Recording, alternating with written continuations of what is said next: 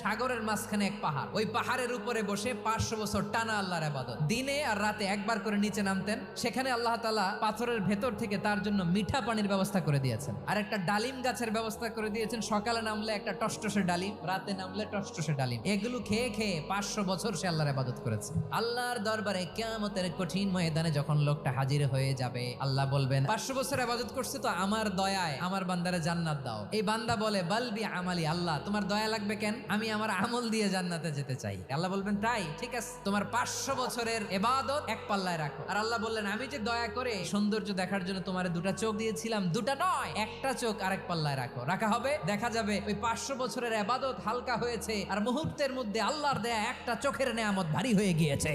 ফলাফল দেখো, হিসাব বলে তুমি এখন জাহান্নামে যাবা, যাও এবার জাহান্নামে যাও। এবার লোকটা কাচুমাচু করে বলে আল্লাহ এবার আমি বুঝতে পেরেছি তোমার দয়া ছাড়া দুনিয়ায় কেউ জান্নাতে যেতে পারবে না।